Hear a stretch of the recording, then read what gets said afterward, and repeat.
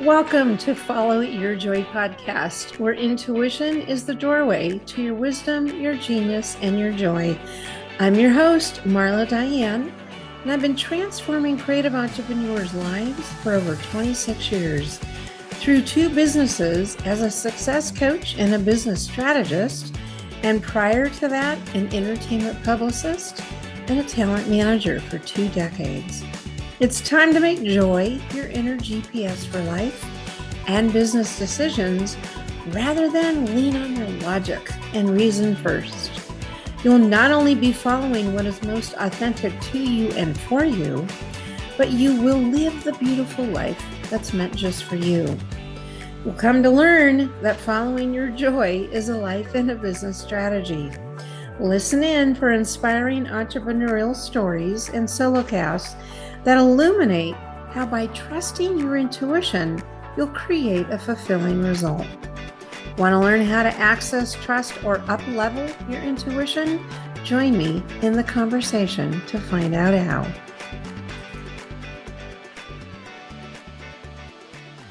All right. Hello, my friends.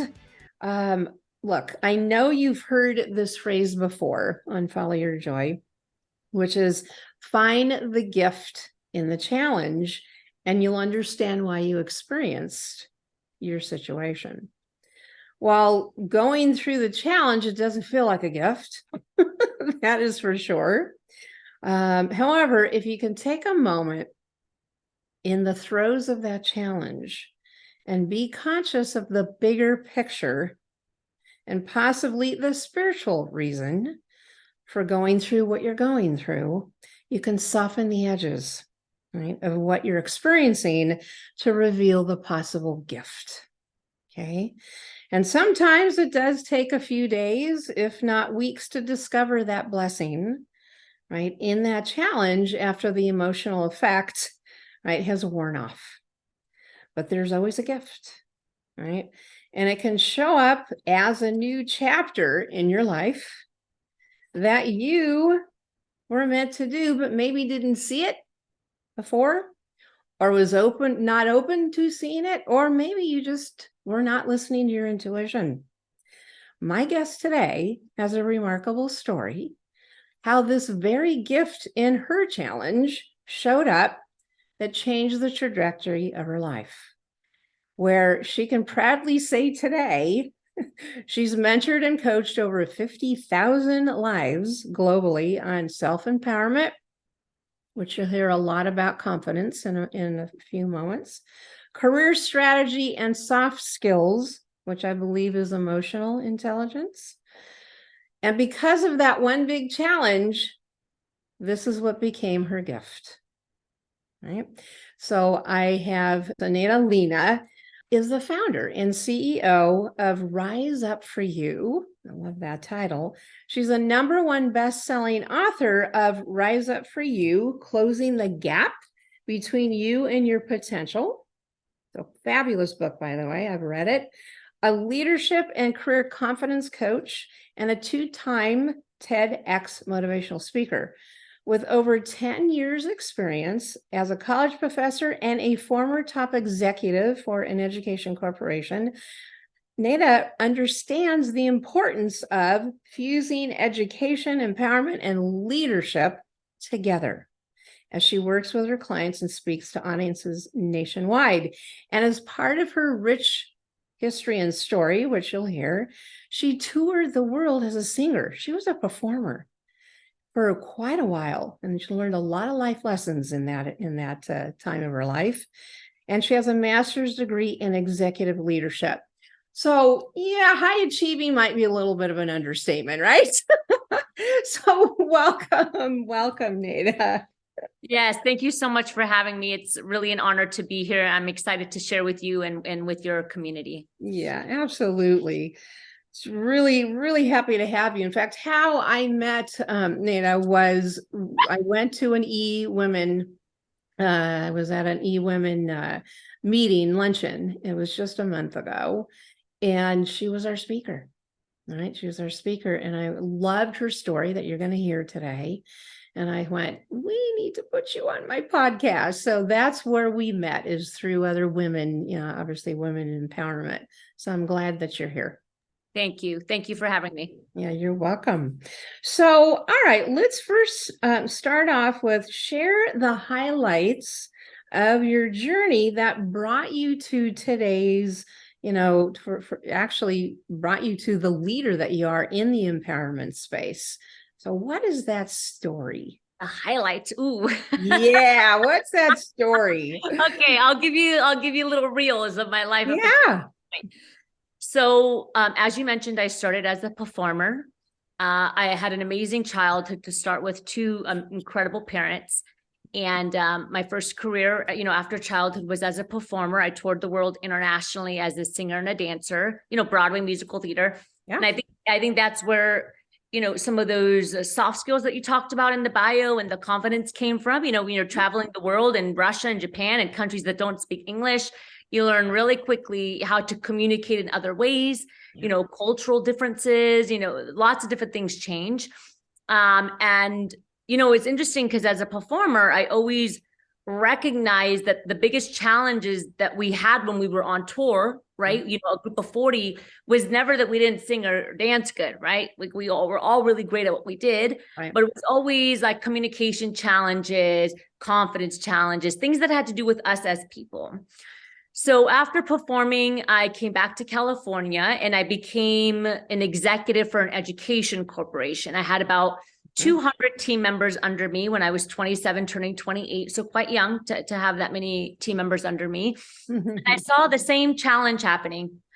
Professionals with PhDs, master's degrees, the things that were getting in the way of the organization's growth and potential and individuals' growth and potential were all related to the human aspects.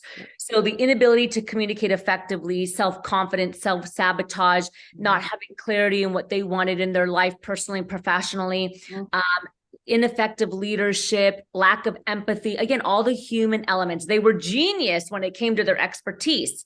But when it came to all the, human skills and the ability to build a life that they were proud of that felt good, not so much. Yeah. And I didn't really fully understand that. I came from a family where my parents really emphasized like pushing your potential, loving yourself, having confidence. It was always, that was like the number one skill that was ingrained in my brothers and I.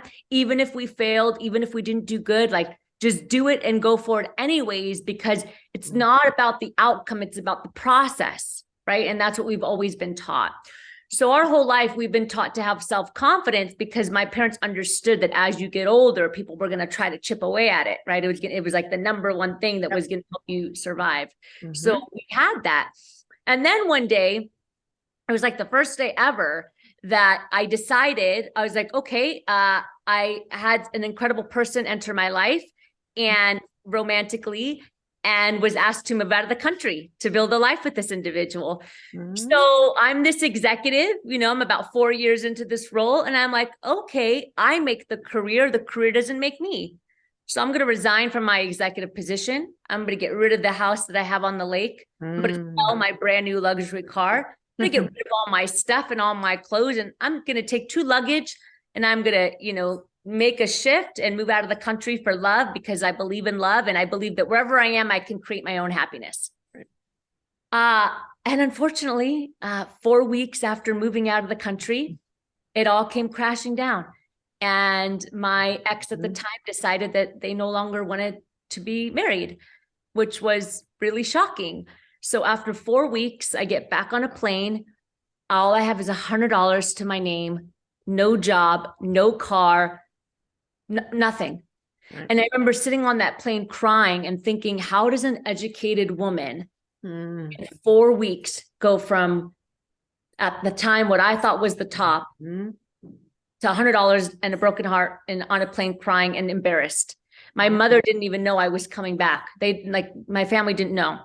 And I remember being on the plane and I was crying so much. I was embarrassed and obviously embarrassed and also like really shook up. I didn't understand. I couldn't comprehend what had just happened. I thought it was a joke, to tell you the truth. My father came to me on the airplane in my dream. And my father had died 2 years prior to this. So he came to me in my dream and he said, Netta, everything you need is already inside of you. You just have to rise up for you. So I got back to California and I said, okay, Dad. Okay, universe. Okay, Netta. I'm going to build a company called Rise Up for You because I don't have a job. I replaced myself as an executive. I don't have a car. I'm starting from scratch. So, okay, why don't I bet on me? So I was like, I don't know what it's going to be. I'm just going to start building Rise Up for You. Have no idea how to build a company. Don't have a degree in business. Never done it before. Like, let's try it. So I started building Rise Up for You. And 3 months later into building the company, my second parent, my mother, was diagnosed with stage 4 cancer out of nowhere. We've never had cancer before in our life. Don't know where it came from. So the first year of building Rise Up for You, I built it out of a hospital. I took showers at the 24-hour fitness.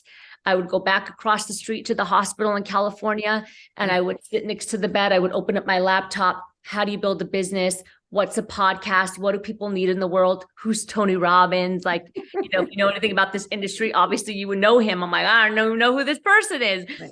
And I started building simultaneous to, watching my mom struggle and suffer.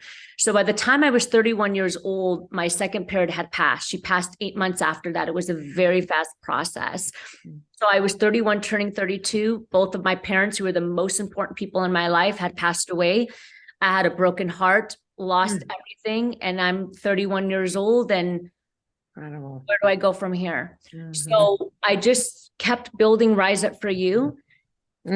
And because of the confidence that my parents taught me, because of the upbringing that I grew up in with my parents and my 2 brothers, I was able to realize that all of those things, the job, even the relationship, they didn't define who I was. That the situation that I had just been a part of, it didn't define my identity or my self-worth. So I continued to build Rise Up for You and pour my heart into it. And 6 years later, we're in over 50 countries. We have clients all over the world. As you mentioned in the bio, I'm a best-selling author, 2-time TEDx speaker. And, 2 months ago, my face was on a billboard in New York, Times Square, all because of the perseverance and the hard work that I really attribute to my parents. Yeah. Amen on that. So what would you summarize as the gift in that challenge when you were living in that different country and everything fell apart? I think the gift, honestly, is recognizing that there's no day but today. The gift in realizing that don't wait to do what you want and what you love in your life. And losing both of my parents really taught me that as well, because my parents were young when they died. Yeah. They were both 62 years old. That's young. That's young. Very young. They had a lot of life to live. And unfortunately, they passed from sickness. My dad had 6 heart attacks. He wasn't a heavy man, but he just had a lot of stress because, you come to America from a third world country and you get sucked into that, hustle culture, right? Got to build a life, got to make money, got to build success and go. And then I'll retire at 65. And unfortunately, neither of my parents made it to retirement. So for me, the blessing in all of this was don't wait, just do it. Just do it and just take action. And even if you fail, it's okay. Yeah. And so for me, I really live every single day as if it's my last, because when I put my head on a pillow at night, I want to know that if I don't wake up, if it's not meant to be for me to wake up, that I feel proud of the life that I've created. And I want to feel that way every day, not 10 years from now, because who knows what's going to be in 10 years. And I think that is something and that's why I always talk about emotional intelligence and confidence, because those are the things that help you live in the present moment. Right. They help you make decisions that feel good for you, because right now you are the most constant thing you have in your life. Yeah, absolutely. Yeah. I mean, even in the book, as I was talking earlier, and again, I do recommend everybody to, grab a copy of her book. Thank you. Is that you go through a lot of storytelling around that relationship with your parents.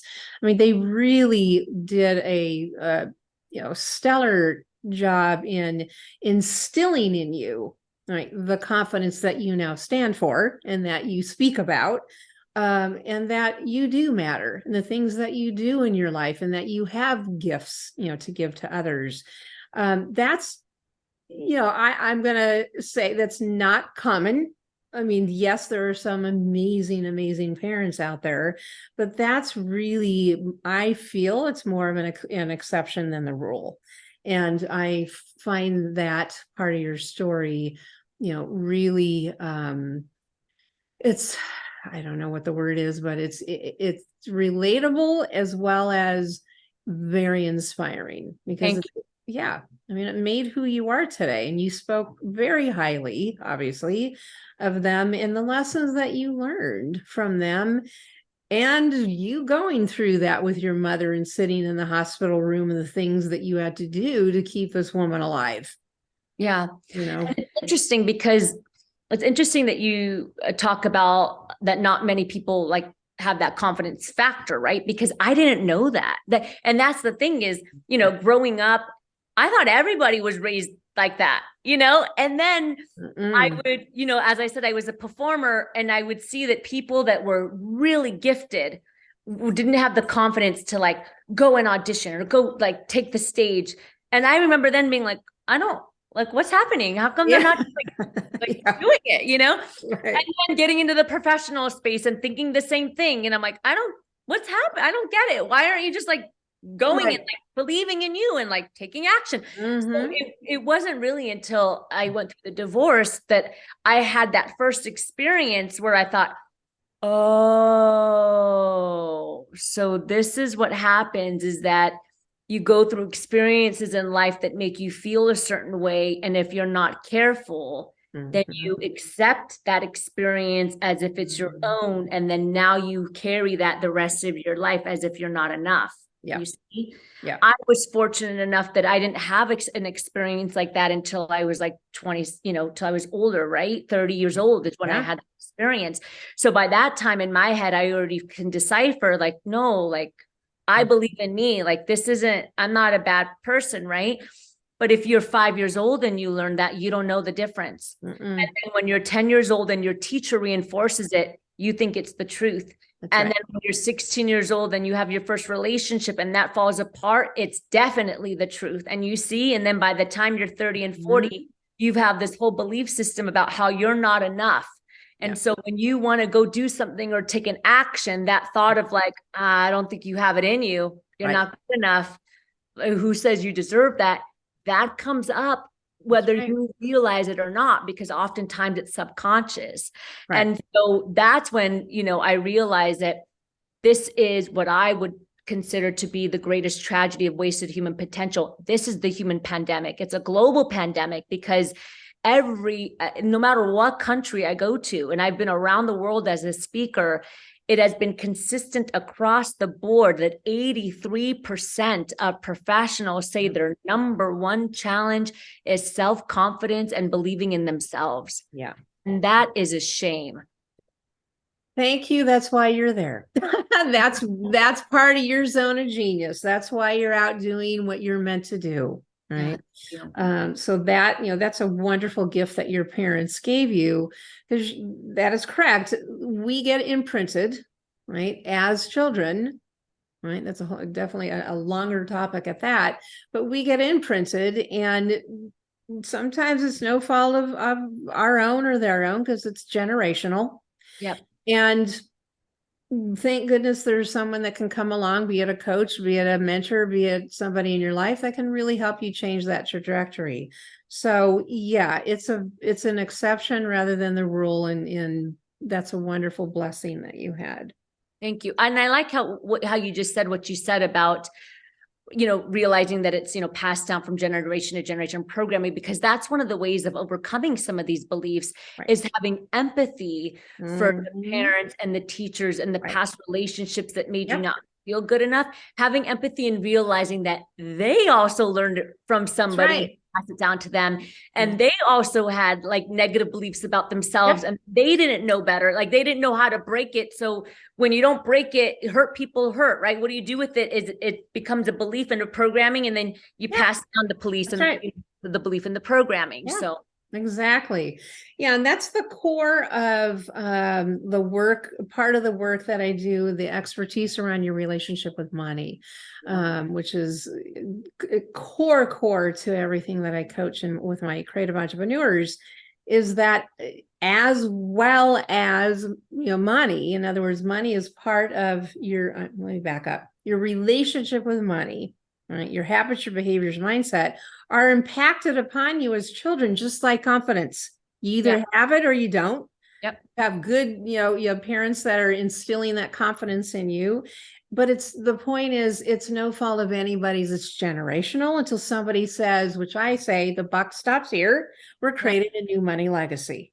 Yep. In this case, with you, where the buck stops here, if you will, with whoever that happens to be, we're creating a new confidence legacy for you. Absolutely. The same thing. I mean, it's really powerful, really great stuff. Good. Very powerful. Yeah. So tell us then, since follow your joy has everything to do, that's the name of the podcast.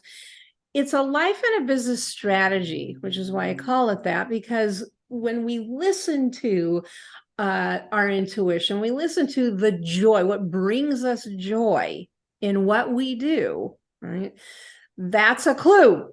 Success leaves clues. Keep following that joy, especially in the work that you do. So talk to us. What brings you the most joy in the work that you do? That's a great question. Thank you. I think for me, what brings the most joy is it's simultaneous. I'm always changing, because you can't be in this industry of, training, coaching, speaking, and not change, and not have transformation within yourself. There's just no way. So I think that's one half. And the other half is then seeing the transformation and the shift in the individuals that my team and I speak to, because we believe in elevating the human condition. Nice. That's what brings joy, is elevating the human condition. And I believe, as a human and as a business owner, that every single one of us is put on this planet to help elevate the human condition. Nice. So what brings me joy is the fact that we have found something, which is the learning of the confidence, the learning of the emotional intelligence, the learning of these skills that can elevate the human condition in what I think to be the most important way, right? This is where everything starts. Yeah. Leadership, building a business, having a family, creating community, it all starts with you, with these human aspects. Right. And so that's what brings me the greatest joy, is to be able to see the transformation in myself from the work that we do, and then also to be able to see the transformation in individuals and their transformation in their families and work and so on and so forth, right? It's a continuous effect. Which, it's not about me, but it's great to see how it's growing. Wonderful. I love that. And it was, again, elevating the human condition. Is that what you said? Yeah, that's a great phrase. I like that. We're all put here to elevate the human condition. And some of us, actually, I would say a lot of us, don't realize that we have that power. 100%. We don't realize that we have the power to really create a strong shift. Even if it's your neighbor, think about it. It just takes, not to go into a dark place, but it just takes one person to do something that can be a tragedy for multiple people. We know this, right? Because of what we see on the news. Now, imagine if you came across that one person as a teacher, or you were that one person's parent, or you met that person in a grocery store and you said something that just created a little bit of shift, right? That's the power that every single one of us has. Yeah, absolutely. And amen to coaching and mentoring to help with that. Yes. From one coach to the other. Yes. So, all right. So the power of, intuition, as I've been kind of weaving in and out today, share with us a story about your life or business where you followed your intuition. And I get with you basically were born this way. It's natural to you to do that. Yeah. But share with us when you followed your intuition and you created a joyful, fulfilling result. Yeah, I'd love to. And I'll even share one where I didn't. So I talked earlier about the divorce as well, right? Right. I knew, I knew in my intuition, I can feel like this isn't going to be a good fit for me. At what point in that relationship did you feel that? During the engagement process. Okay. So before the actual marriage. Okay. And you were in your early 20s, right? I was 30. Mm-hmm. Oh, you were 30 when you were going through that. Yep. Yeah. That's So still young. That's still very young, but okay. Uh-huh. Yeah. So I knew in my stomach, I was like, I don't think this is going to be right. It doesn't feel right. But because I believe in potential, I always have before I open the business, right? And some things culturally, like, no, it's okay. We're of the same culture. Like, we can make this work. Like, I convinced myself that we can make it work. Right. Okay. So that's an example where I didn't use my intuition, even though it was like punching me in the stomach, like, hello, person. This is not the good choice. Yeah. And then when it happened, then I really made a promise to myself. I will never do that again, because what hurt the most wasn't that it didn't work out. What hurt the most is that I betrayed myself. Right. Right. I was like, you betrayed yourself because you knew in your stomach. That is what I take ownership over, that's what hurt the most. Okay. And then a positive in using my intuition is that since then, I'm like, nope, if I feel it, like I go with it.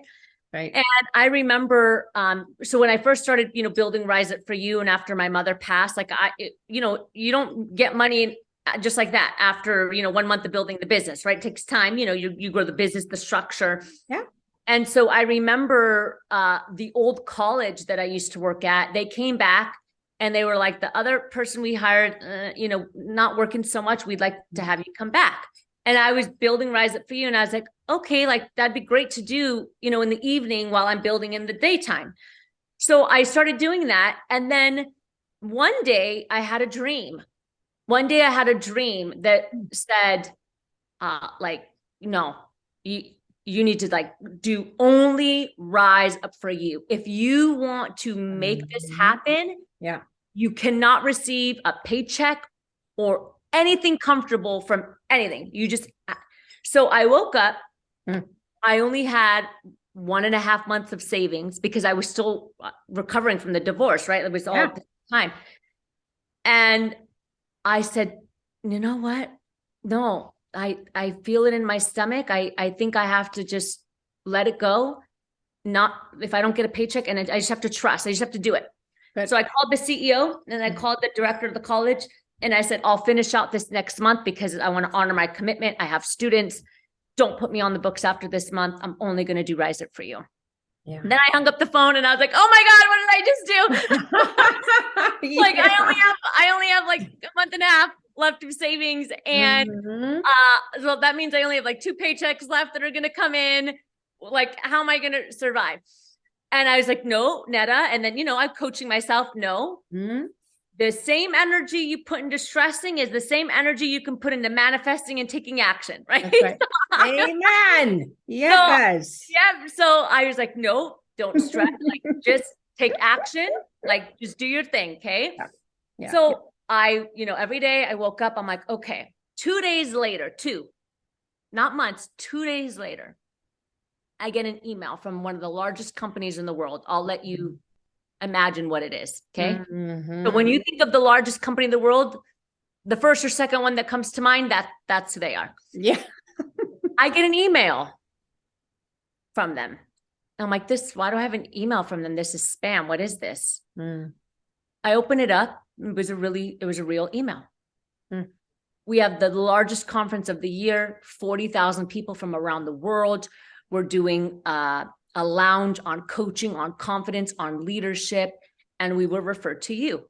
What? What are you talking about? I get on the phone. It's true. Somebody that I performed with 10 years prior that now happened to work there referred me and said, oh, you should check out this girl on social media, Rise Up For You. She talks about confidence. She has a podcast. She'd be great. Yeah. Out of nowhere.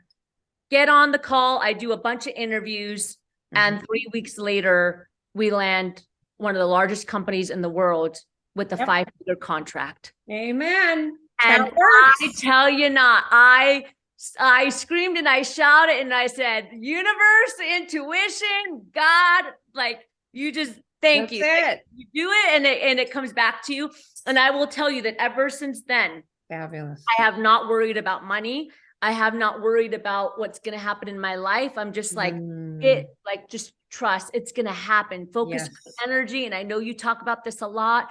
You know, again, it takes the same amount of energy to play small and to stress as it does to play big and take action. Yeah. And when you can refocus and direct, it'll happen. That's right. Yeah. No, fabulous, fabulous story. Because it demonstrates the really importance of intuition, because intuition is never logical. It's that's your brain.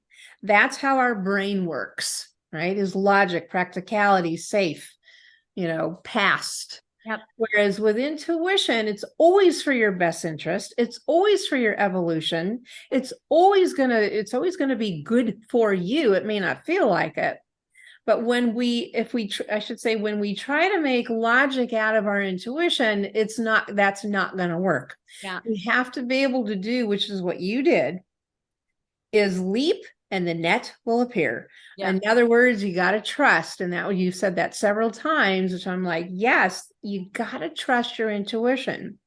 Yes. And every time you trust your intuition, something good will come of it. As long as you're willing to get your brain and your mind and your logic and your practicality out of the way. 100%. Right? So beautiful example. Thank you. Congratulations on that.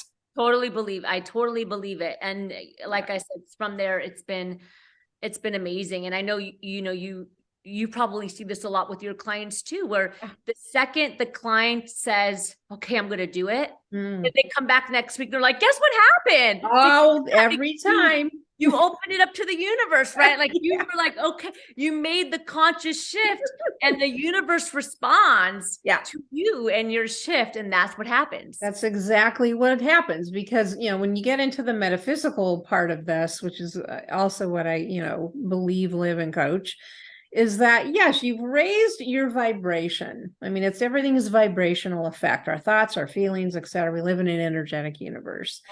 And so when you made that decision that said, oh my God, this is scary as all get out, I'm quitting this job, I'm going to put 100% into what I should be doing, right? Which is the intuition going, come on, take the leap. Is that you're literally telling, if you will, the universe that, okay, I'm doing what I say that I want. Because when we hold on to, in your case, if you were to hold on to that paycheck, that's just fear talking to you. Yeah. It's fear talking to you, and it's you not believing in your intuition. Yep, absolutely. And it's the logic that's keeping us there. Yep. And logic has no place when it comes to evolution. 100%. I love it. Oh, that's good stuff. Awesome. Awesome. Good. So, okay. Lastly, then, since obviously confidence is your beautiful platform, what would be a key advice? I know you have a lot, but what would be a key advice for our listeners, our creatives listening? When it comes to confidence? Yeah. I would say something that I think is very undervalued, that's very important when it comes to confidence, is first understanding what you want. Okay. I think it's important for people to know what they want in their life, why they want it, and how they're going to get there. Mm-hmm. And the reason why I say this is because a lot of times we crush our confidence, okay, as individuals, and we lose respect for ourselves because we do things and we say yes to things that actually aren't really in alignment with us. But because we don't know what we want, right? We chase, we take, we accept. And then before you know it, we don't feel good about our decisions and we end up like feeling bad about ourselves. Mm-hmm. So of course there's strategies to build confidence, but I would say that we also need to have the courage to really understand what is it that we want in our life, personally and professionally, why we want it, okay, how we're going to get there, and what we have to say no to in order to make that happen. Meaning, what are the non-negotiables that we have around that so that we can be in integrity with what we want. All too many times I see, again, people, they disrespect themselves and they crush their confidence because they say yes and they do things that don't feel good to them. A prime example is work. I mean, we know this from Gallup and all the statistics. Almost 80% of the North American population, and actually it's not just North America. They had the same statistic when I was in the Middle East in Dubai, in the MENA region, same number. People around the world are stuck, unhappy, and unfulfilled in their work, not necessarily because they want to be an entrepreneur, but because their work and their company and who they are, it doesn't feel good. It's not in alignment. It's not connected. Right. And so every single day there's a disrespect or a slow crushing of the confidence because you're doing something that doesn't feel right or organic to you. And that's important. That's it. Amen. Love, love, love that. All right. So where can people get in touch with you, Netta? Yes, thank you so much. So you can check me out at riseupforyou.com. That's the company. And we're everywhere on social media, Rise Up For You. And then, of course, you can connect with me on my personal page at Netta Lena Nasserdeen. And I know you'll spell it out on in the share notes. Yeah. Long Middle Eastern name that you can and I would love to connect. Shoot me a message. Like, we're very accessible. So wonderful. All right. Is there anything that you would like for them to have? Is there anything that you? Thank you. That you want to offer? I'd love to. So if you go to riseupforyou.com, instantly, the second you get on the website, there's going to be an option for you to access our free Master Success course. And it's comprised of 6 videos on confidence, perfectionist mindset, breaking self-doubt, building the life that you want. So I just talked about the success, what, why, how, and also emotional intelligence. So all of those videos come in that package course, plus a 60-page downloadable workbook, completely free. Wow, that's really amazing. We really believe in this mission of, again, elevating the human condition. Right. So we're like, here you go, take the tools. Go use it. Oh, that's terrific. So again, riseupforyou.com, and they'll see that opt-in right there. Away. Okay, perfect. Yeah, we'll definitely, have all that in the show notes. Thank you. Wow. Okay. I know we could definitely talk for much longer. There's lots of dynamic content here. But thank you. Thank you for being here, Netta, and, sharing. What was my favorite is all about that story. And there's so much, there's so much blessing and gift in that. Right, in what you learned. So everybody, you heard it here. Trust, leap and the net will appear. Listen to your intuition. Yes. Right, and look for the gift in the challenge, because it's always there. All right, everybody, I will talk with you next time, and remember to always follow your joy. Take care. Bye-bye. Thanks for listening in. You can find more entrepreneurial stories and resources at marladiane.com.